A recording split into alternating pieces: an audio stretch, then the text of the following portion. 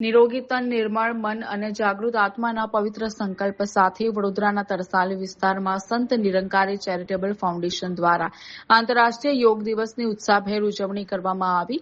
તરસાલીમાં Kamdhenu society પાસે આવેલી વીહાવ સ્પ્રિંગવુડ society ખાતે સવારે 6:30 થી 7:30 વાગ્યા દરમિયાન વિશેષ યોગ સત્ર યોજાયું, જેમાં જાણીતા યોગ શિક્ષક નેહા પાદરિયા ખાસ ઉપસ્થિત રહ્યા હતા અને તેમના માર્ગદર્શન હેઠળ શ્રદ્ધાળુઓ, સેવાદળના સ્વયંસેવકો અને સ્થાનિક નાગરિકોએ યોગ અભ્યાસ કર્યો. સદગુરુ માતા દીક્ષાજી મહારાજના પાવન આશીર્વાદ અને માર્ગદર્શન હેઠળ આ વર્ષે ભારતભરમાં 1500થી વધુ કેન્દ્રો પર એક સાથે આવા યોગ સત્રોનું આયોજન કરાયું.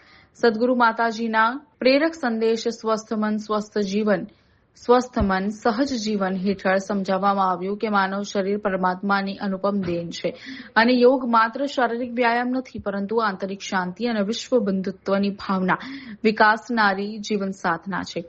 આ વર્ષની સંયુક્ત રાષ્ટ્રની થીમ સ્વાસ્થ્ય આયુ માટે યોગને સાર્થક કરતા ફાઉન્ડેશનના સચિવ જોગિંદર સુખીજાએ જણાવ્યું હતું કે વર્ષ 2015થી ફાઉન્ડેશન આ રાષ્ટ્રવ્યાપી અભિયાન ચલાવે છે. યોગ દ્વારા તણાવમુક્ત થઈને સકારાત્મક જીવન તરફ આગળ વધી શકાય. આજના આયોજનને વ્યસ્ત જીવનશૈલી ધરાવતા લોકોને રોજિંદા જીવનમાં 20 થી 30 મિનિટ યોગ અપનાવીને સ્વસ્થ અને ઉર્જાવાન રહેવાની પ્રેરણા પૂરી પાડી હતી. આજે 21 જૂન 2026ના રોજ જે આંતરરાષ્ટ્રીય યોગ દિવસ મનાવી રહ્યા છે, એમાં નિરંકારી મિશન પણ સહભાગી થયું છે અને આજના દિવસે તરસાલી વિસ્તારમાં વીહાવ સ્પ્રિંગવુડ સોસાયટી પ્રથમ પેરેડાઇઝની બાજુમાં બહેન નેહા પાદરિયાજી જેઓ યોગ ટીચર છે અને તેમની એક અભ્યાસના નેજા હેઠળ સોસાયટીના તેમજ નિરંકારી મિશનના અમુક લોકો, અમુક મહાત્માઓ આવીને સંત મહાત્માઓ ભેગા મળીને આજે યોગ દિવસને સુંદર રીતે યોગ કરીને, પ્રાણાયામ કરીને